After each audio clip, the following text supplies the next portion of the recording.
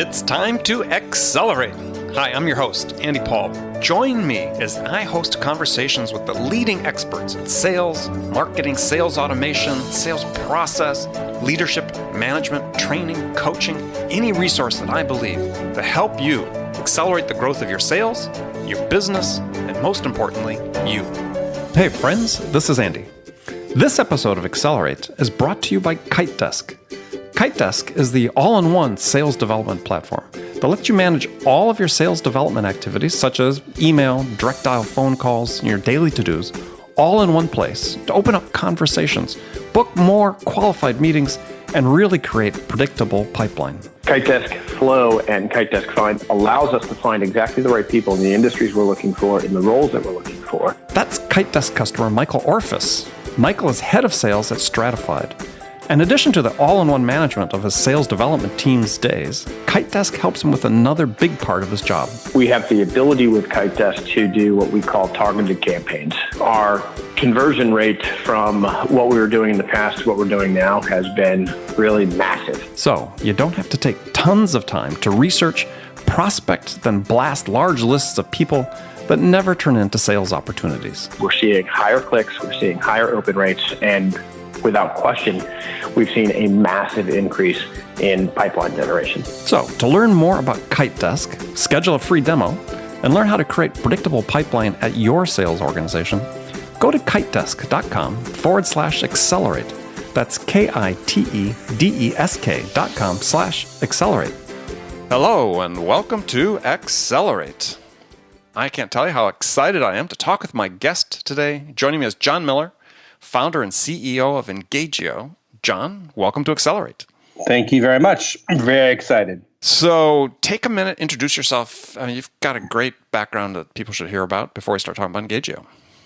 Well, sure. So, I'm a marketing technology entrepreneur, and I think some people might say a thought leader. This is my Engagio is my second technology startup. Previously, I was the co-founder and original CMO at Marketo. Many of you probably heard of that. Which was a great success. Yeah, a leader in marketing automation, went public and recently sold to Vista Equity for $1.8 billion. Not bad. Not bad. That would count as a success in most people's book. So how'd you get into marketing? Well, it's funny. My undergraduate degree is actually in physics. I spent my summers doing the fusion research at Lawrence Livermore National Lab, and I actually got into MIT for a PhD program. But I sort of looked at a bunch of my peers who were going off into the quote-unquote business world and thought that at least I should give that a shot. So I ended up deferring MIT for a year, got a job at a management consulting firm, which quickly led me into a company that was doing consulting kind of, back in 1994 around what we would have called CRM today. And that company called Exchange Partners spun out a marketing technology tool that eventually became known as Exchange, which was the leading marketing technology of the mid-90s. So, fast forward a couple of years when I was graduating from business school, looking for a job, it just made natural sense for me to go to a place called Epiphany, which was ultimately ended up being the leading marketing technology of the internet era. So I was actually at Epiphany for a little over 7 years until we finally sold it. And it was coming out of Epiphany. That's when Phil Hernandez and I decided to start Marketo. So kind of fell into marketing technology, but I think that analytical, quantitative way of thinking that I got trained to do with physics has really helped me to kind of be kind of learn marketing and frankly, just operational discipline.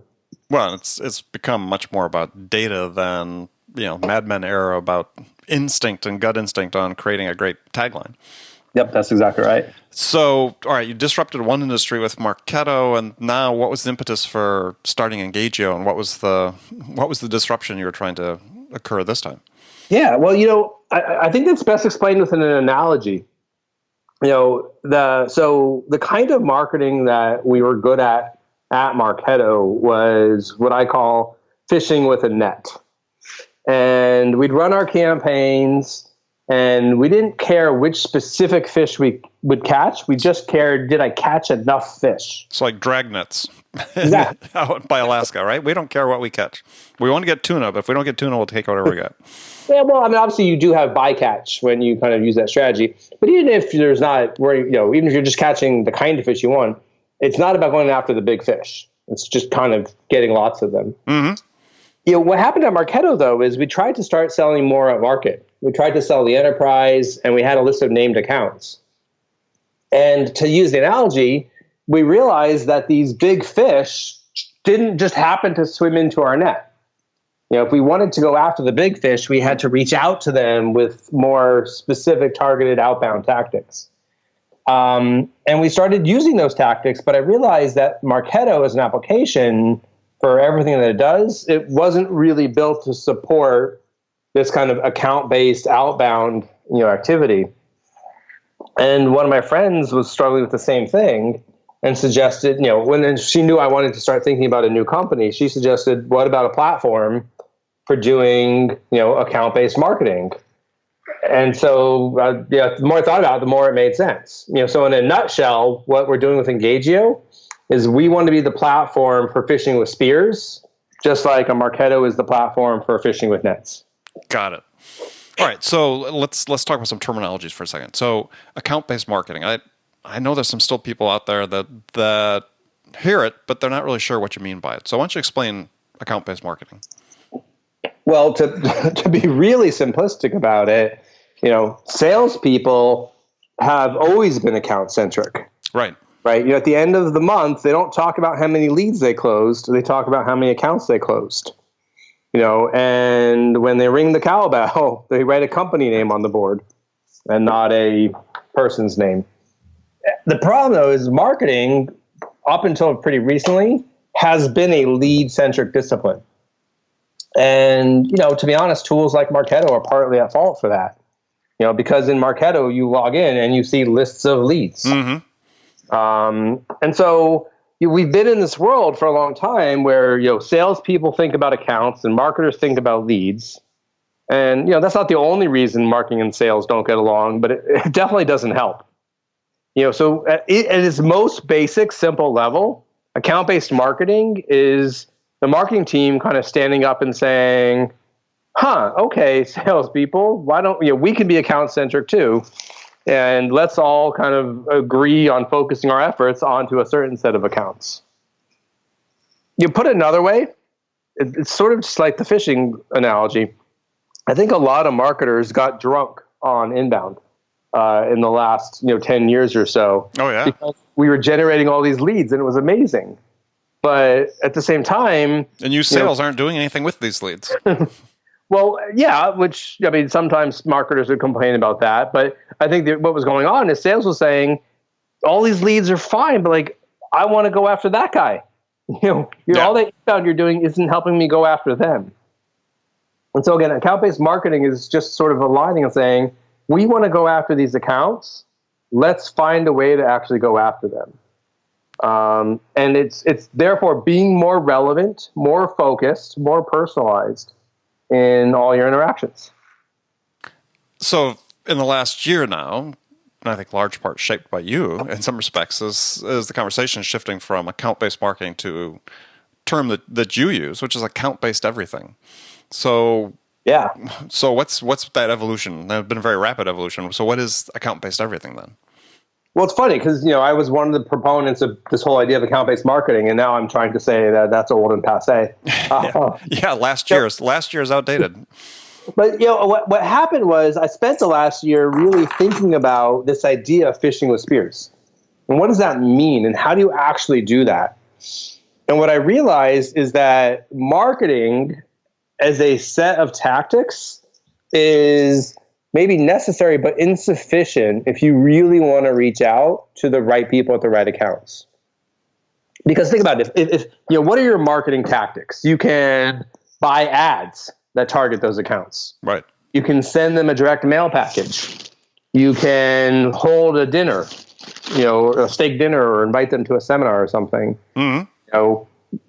you can maybe you can personalize your website if somebody from that account comes to visit to the site, proactively.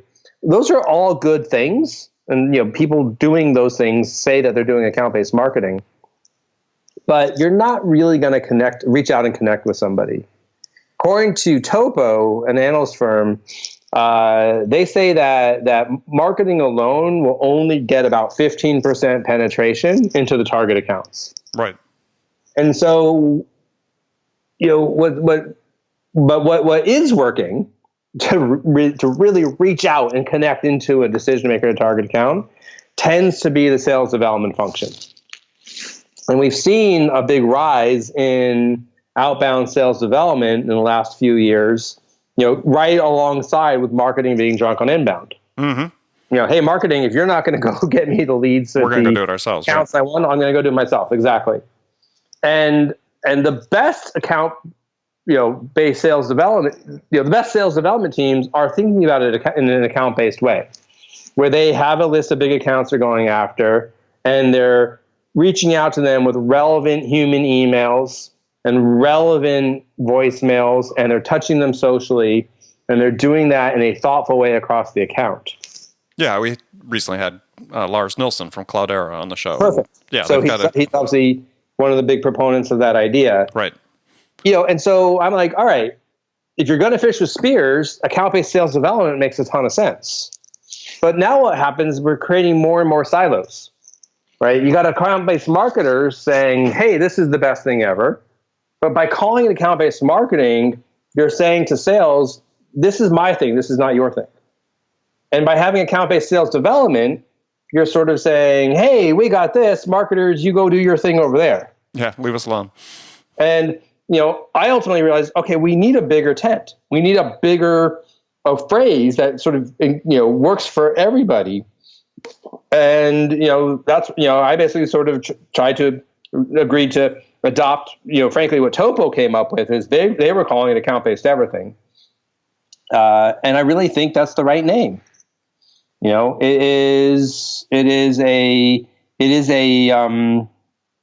is a strategy for aligning and orchestrating marketing and sales development and customer success, into really personalized, interactions across the account, and by the way, that's for new business and for existing customers. And it's something that's very much targeted to the enterprise market. Just so, it seems like, right? I know it doesn't at big fish. Yeah, it doesn't necessarily have to be, but when you look at, and you talk about this in materials you put together, is you look at the leveraging the cost of acquisition and the lifetime value of the account, then this really makes sense in an enterprise sense. Yeah, and again, I think let's just say all in, you're going to spend approximately 1 year, your first year of annual revenue from a customer on sales and marketing. Right. At least for software as a service businesses, that's a pretty good rule of thumb. Right. So, I don't think you're going, by the time you take into account sales reps payments and salaries and commissions and all that kind of stuff, this is not a strategy for $10,000 deals. No. Right. But I think depending on how you practice it, how much personalization you put into different accounts, I think these ideas can apply at, $25K deals and up. Well, yeah, I think so, because I think one of the things I see is that sometimes the complexity of the sales deal doesn't necessarily map to the dollar value. Yep. In which case, this makes a lot of sense. But of course, the juice needs to be worth the squeeze, right? Meaning, good expression. if you put a lot into it, you should be able to get a lot out of it. Right. Well, I think that's my point. Is I'm not saying that this is a strategy for the enterprise, but the fish has to be big enough to be worth the effort. Okay. But I think the other thing you point out, which is really important, is that, and this is something I think that sort of it's not, logically, it, for some people might appear to be counterintuitive, but it's actually not, which is that the account-based everything approach is actually a shorter time to revenue than saying, yeah, let's go do our traditional, inbound-oriented fishing with nets type approach. Well, you'll certainly see results probably faster. No doubt about that. And I think the other key benefit of it is that it's easier to think about scaling it. One of the things that happened to me at Marketo is when we were ramping up towards the IPO, they're like, all right, we're growing at X%. John, we'd like to grow at X plus Y%. How much more budget do you need to make that happen? And to be honest with you, it was a hard question to answer. Like, I don't know. If I publish more blog posts, can I guarantee that we're going to grow faster? If I create another ebook, is that going to make that happen? It was like you're as great as inbound is. It does not have a direct connection between investment and outcomes. Whereas in account-based everything, it's a much more linear relationship. If you double the amount of effort you're putting into your target accounts, you will probably get double the amount of pipeline, on the backside. And that's very attractive for a lot of people. Yeah, I mean, it's very methodical. I mean, that's it's one of the things that makes it so appealing, I would think, for somebody that really looks at it. I mean, especially if you look at it sort of in the vein of some of the challenges for enterprise sales you just see, in the challenger customer and some of the CEB data they're coming out, in terms of breadth and diversity of stakeholders and so on within enterprise accounts. Yeah, reaching out to those people, and you need a tool like this. Yep. Well, here's the other thing, which is, enterprise sales people get this, but it's probably worth pointing out for the broader audience. The other problem with inbound is that you don't know who you're going to get. You might get a small company, but even if you get a bigger company, you may not get the senior person. And more likely than not, you're going to get somebody who's searching because they have an existing project in place, which means that you are at best going to be off, column B. Mm-hmm. The other advantage of this account-based outbound model is you're targeting the big fish, but then you're also reaching high into the organization with relevant commercial insight. And you're ultimately using that in a challenger sale or solution sale model to create the opportunity. Right. Which means that you're creating much larger, much more strategic deals. So the deal, the value of the deal, even at the exact same company, is often going to be much larger. I think another thing that you referred to earlier, or started implying about earlier, is that as you do start breaking down these silos, that even in sales, you start having much more of a team approach. I mean, you look at what they're doing at Cloudera. It's not, hey, we've got SDRs in one silo, and we've got account execs, and we've got this precarious handoff thing. Is they're working concurrently on the same opportunity. It's not a serial approach; it's concurrent. Great point. I mean, the traditional model, I think, is too much about handoffs, right? It goes from marketing down the funnel to sales development, down the funnel, to sales. And there's lots of effort expended in trying to figure out who gets credit for what. And a lot of friction involved. This model, everybody is involved throughout, each step in what's hopefully an orchestrated process. Now, that does mean there isn't credit, right? There isn't, oh, great, that deal, that's a marketing-driven deal. Well, that one over there, that's a sales-driven deal, right? These are us-driven deals because, we are using team selling tactics right to kind of drive this whole thing forward.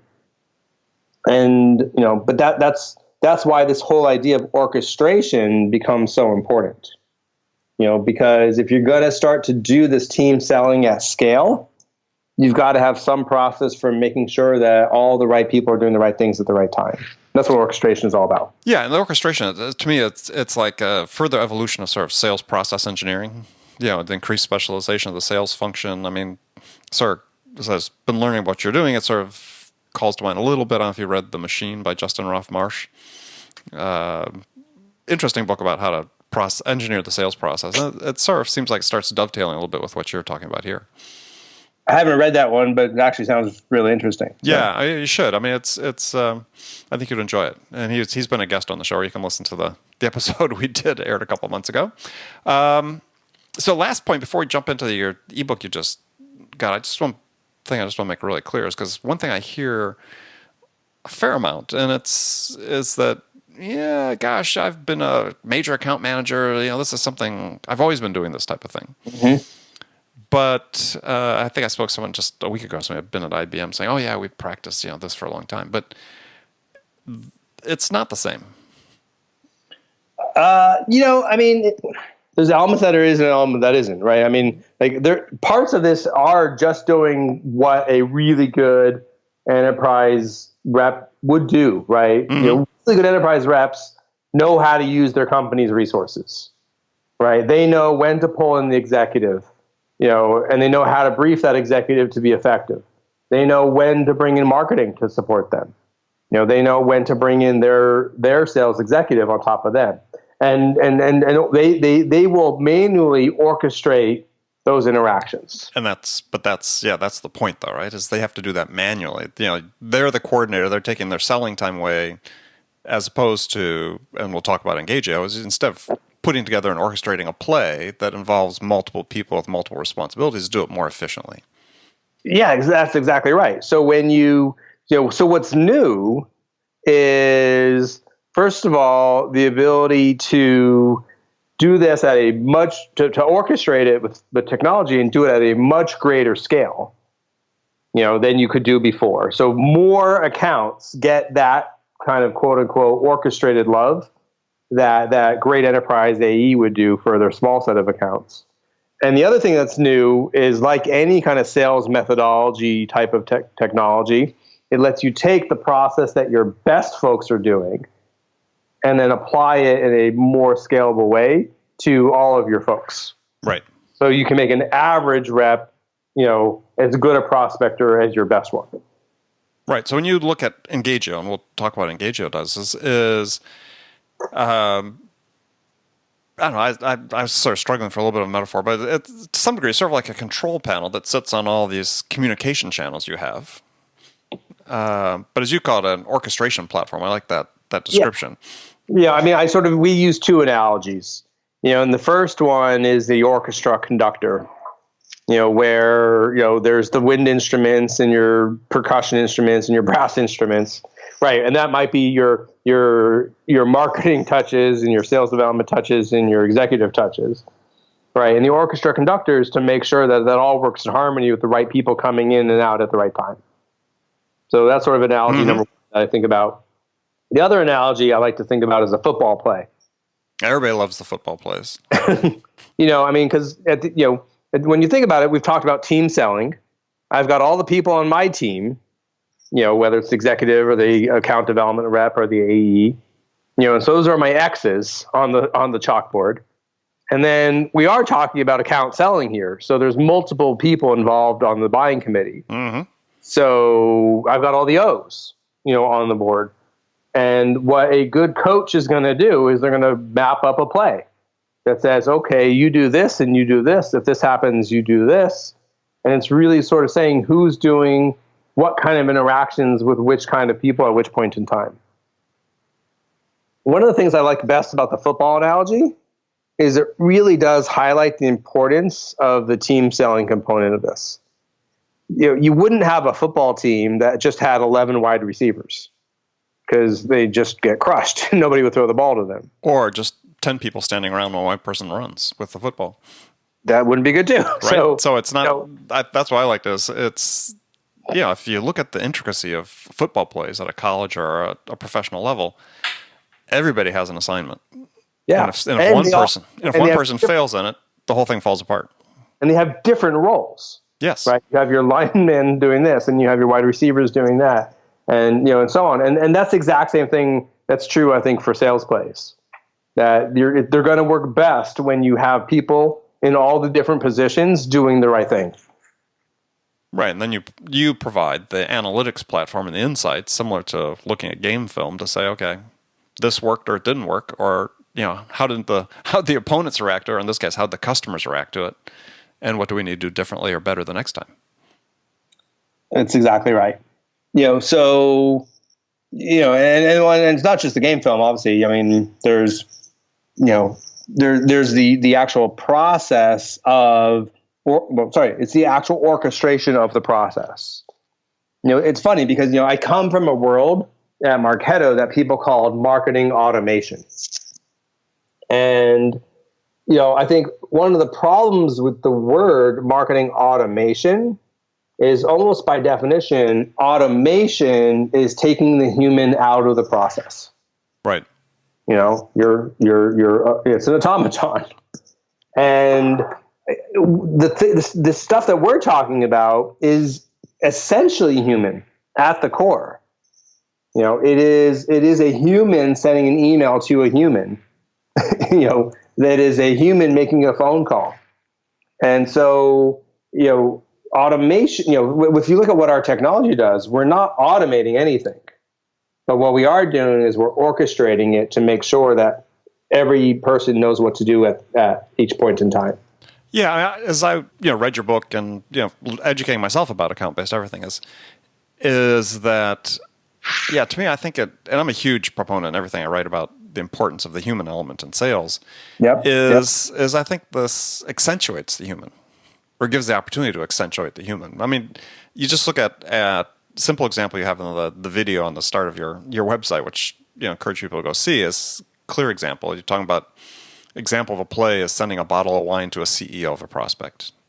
And, there's like 3 or 4 different people involved in doing that. And in the past, we said if you're trying to good AE at a major account was going to go do that, that would take a lot of coordination, right? It's got to go to because the SDR, you'd have an SDR to actually send the wine. You've got to get to the CEO to send the follow-up email. And so you have to coordinate with the person's assistant to make sure that happens. And then, the AE has to send his own email. It's like, wow. But instead, you got this play that you can set up that helps make that happen in much more, I hate to use the word, but automated fashion, orchestrated fashion. Yeah. Well, I think that's all right. And if I can, I just want to make one point about what does the opposite of this look like? Because the opposite of this is what I've started calling sales spam. And this has become, I think, a real problem with whether it's salespeople or sales development reps, sending these, basically generic emails, but because they're coming from an individual, kind of get around the spam filters. But we all recognize them for what they are. You receive them, I receive them. Yeah, we know what they are. As much as I love Aaron Ross, I mean, he sort of kicked off this whole thing. Yes. Which it worked really well 5 or 6 years ago, especially when all the spam filters learned how to block marketing spam, and this other stuff could get through. But I think the reality is the technology, the spam filters they're pretty smart, and they're going to figure out how to start blocking, this unwanted sales spam, pretty damn fast. Well, yeah, I mean, you just look at the curve of adoption. I mean, the fact is, up to this point, it's been the real early adopters been doing that. You're taking the early adopters and innovators over to account-based everything. Well, still 90% of the market is still thinking, oh, let's start sending emails. Yep. Let's send more sales spam. Let's send more sales spam. It works less and less. So what do these people do? They don't think about more and more. Right. Doing better. They think about sending more sales spam. That's the answer to everything. Is not to do it better. It's just do more of it. Exactly. So I pointed out, like, that's the opposite of what we're talking about. Doing well, and I think the people who are trying to make their quotas and their numbers just by sending out more robo spam are going to find themselves, wondering why nobody's responding anymore pretty soon. Right. And I think, the key thing of what we've been sort of talking about, you think about this and selling to the enterprise, if we just accept as a basis of discussion some of the assumptions that are in, let's say, the challenger customer, writing about, 6.7, that's the number goes up. I think it's 5.7 in their book. They're now saying 6.8, stakeholders in every decision, and there's incredible diversity among the stakeholders in terms of their desires, needs, wants, decision-making processes, and so on, is, as always, a really complex task to manage. But now you're providing a tool to simplify that to some degree, simplify the orchestration of it. Yeah, that's right. And so I think what it does for me is it if I were in a company that was using this, I'd be so excited, because now it enables me to get back to the human element that I talked about before, where I can really focus on delivering the value to the prospect to help them make a decision, as opposed to spending 60% of my time orchestrating what needs to go on. Mm-hmm. I think, that having selling time actually be selling. I mean, like your salespeople time actually, selling, that's so valuable. Right. And so anytime that you can sort of help them streamline the process to have more selling time, the better it's going to be. Well, especially if it's selling time that's devoted to selling as opposed to actual selling to the customer. That's my actual selling. Yeah, I agree. All right, well, good. John, we're in the last segment of the show. I've got some standard questions I ask all my guests. And the first one is a hypothetical scenario. And in this scenario, you've just been hired as the VP of sales by a company whose sales have stalled out. And CEO, board, want to hit the reset button, get things back on track quickly. So what 2 things would you do your first week on the job that could have the biggest impact? Well, I'll go back to, remember I'm a physics undergraduate, Yes. So I'm pretty analytical. And, it's funny, because I obviously am looking at this from the perspective of the CEO.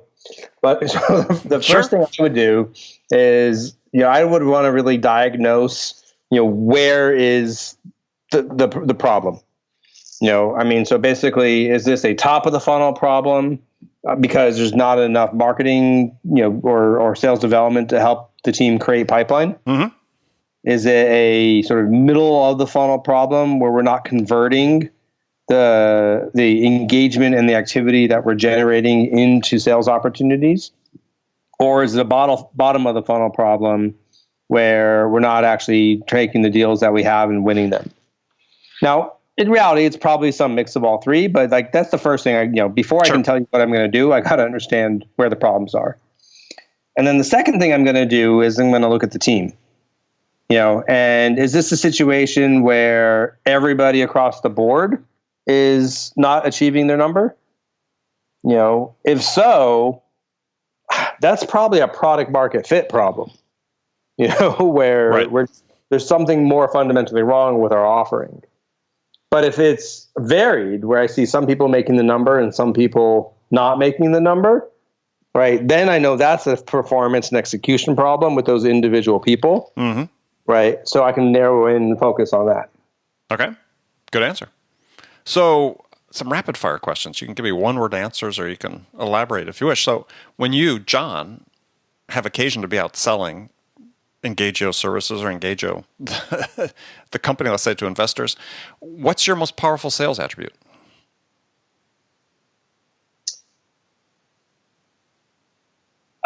I think I come across very credible. As both a domain expert in my space and also as a, just software as a service executive who has done this before. Right. And, a little bit, that means I get to, rest on my laurels, because, just no matter what I do, I'm going to have some just innate credibility. Yeah. Kind of as I go out to people. But I certainly try to take advantage of that and lean into it by, embracing thought leadership and other things that are about credibility. Okay. So who's your sales role model? Well, as not being a sales executive specifically myself, right? I'll answer that like, where do I go to learn about kind of selling and sales best practices? And one of the places that I personally find is saying some of the smartest stuff out there that I'm reading is the analyst firm Topo. Mm-hmm. Led by Craig Rosenberg. Yep. And some of the other folks that he's built with the analyst firm. So looking at him, looking at like Trish Bertuzzi in the sales development world. Obviously Jason Lemkin at SaaStr. Like just these are the people I'm going to kind of learn and think about kind of cutting edge in sales. Okay. Yeah, most of those, except for Jason, have been guests on the show. One book you'd recommend that every salesperson read? That every salesperson would read? Mm-hmm. Well, Challenger Sale. I mean, that's probably a pretty common answer you get on the show. But, one of the things that I think is... Not as much as you'd think, actually. Really? One of the things that's just so inherently true about this whole idea of account-based everything is at the end of the day, it's about trying to engage these target executives in valuable conversations that bring commercial insight, where commercial insight teaches them something new in a way that's really tailored to their business. Exactly. So, in a nutshell, the Challenger sale is, at the core of a good account-based everything strategy. Yep. All right. So, good answer. Last question for you then. What music is on your playlist these days? So my family's gotten pretty obsessed with the Hamilton musical. Yes. Have you seen it yet? We did, actually. My wife and I, we decided to splurge and ponied up the ridiculous amount of money for tickets. But we've also listened to it a whole bunch of times. Right. And the music's so fast that you really do need to listen to it a couple times in order to be able to pick up everything that's going on. So did you see it before Lin-Manuel Miranda left? No. We actually just saw it a couple of months ago. So it was about half of the original cast. Yeah. But it's still a pretty amazing show. Yeah, I'm sure. Yeah, we saw it with him, but fantastic show. Fantastic show. All right. Well, John, thanks so much for being on the show today. Tell people how they can learn more about Engagio or connect with you. Yeah, well, I think probably the best thing to do is grab a copy of my books. So you can go to engagio.com/guide. And from there, you can download my book I wrote last year, The Clear and Complete Guide to Account-Based Marketing, as well as this, my new one, The Clear and Complete Guide to Account-Based Sales Development. And obviously put them together and you've got the manual for account-based everything. Perfect. Excellent. Well, good. Well, John, thanks very much for being on the show. And remember, friends, thank you. And remember, friends, thank you for making it part of your day to join us. And remember, make it part of your day as well to deliberately learn something new to help you accelerate your success. And an easy way to do that is take a minute, subscribe to this podcast, Accelerate, and that way you won't miss any of my conversations with top business experts like my guest today, John Miller, who shared his expertise about how to accelerate the growth of your business. So thanks for joining me. Until next time, this is Andy Paul. Good selling, everyone. Thanks for listening to the show. If you like what you heard and want to make sure you don't miss any upcoming episodes, please subscribe to this podcast on iTunes or Stitcher.com. For more information about today's guest, visit my website at andypaul.com.